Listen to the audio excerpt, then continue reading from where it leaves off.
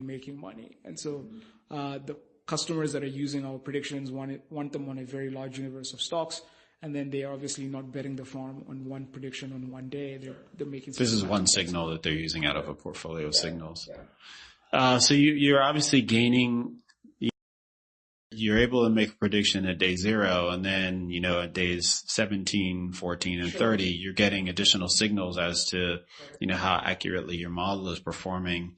How do you then use that signal to retrain, and then how do you deal with like attribution issues? You were off by, 50% or even plus minus. Like where in your model did you go wrong? Have you started to look at? Yeah, we do. One of the things that we've tried to shy away from just kind of with our models is that we've tried to avoid using deep neural nets and all of these types of things when we're doing our forecasting. And the reason being, with these deep neural networks, you actually don't know kind of what is driving the model's decision to produce the outcome that it produces. So the models that we generally rely on tend to have a way to sort of reverse engineer why it made the decision it made. So more like decision trees or something else?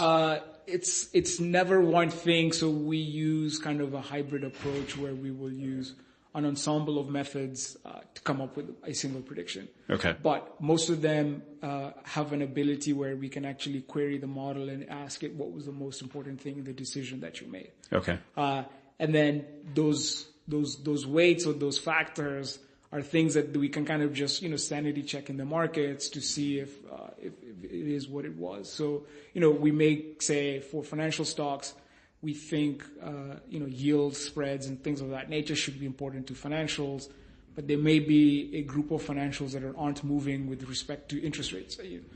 So the model might rely on that, but then, in a month's time, we could go back and say, well, why were you way off? And they'll say, well, I overweighted, this move in interest rates. Okay. And we will try to retrain the model to make sure it doesn't do that. Okay. The thing we try to do is we don't want to superfluously or just over engineer the models, because you can end up with overfitting. Right. So we're really careful about when we train the models and then what we give them to retrain. And there's a lot of art and science that goes into kind of being like 60% is good enough or not, given everything that we know. So it sounds like, going back to your funnel analogy, at the top of the funnel, you're using a lot of deep learning to extract signal from various sources, and then closer to the end of the funnel, you're using more using models that have greater explainability. Absolutely, that's correct. Okay, interesting. Anything else that you'd like to share about what you guys are up to?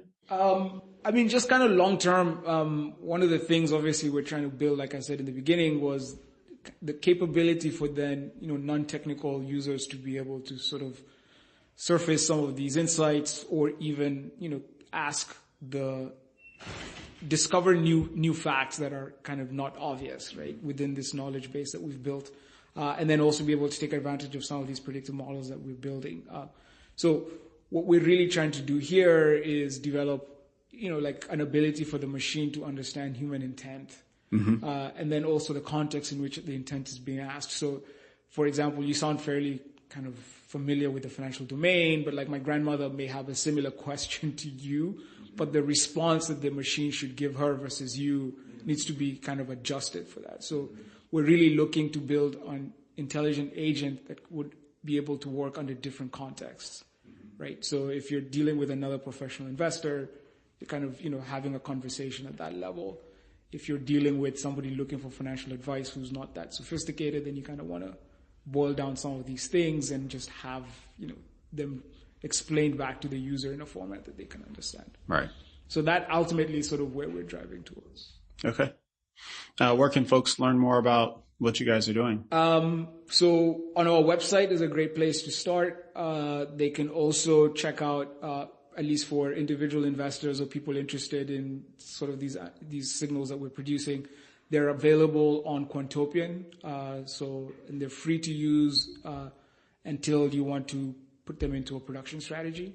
Okay. And they are available for 500 of the most liquid names in the United States. Okay.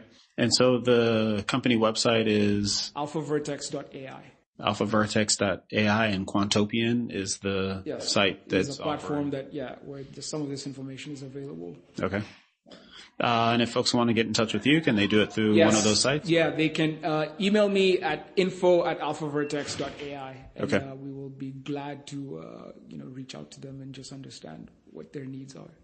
Awesome. Well, thanks so much for being on the show. I really learned a lot from what you guys are doing, and it sounds really exciting. Yeah, it was a pleasure. Thank you so much. Great. Thank you.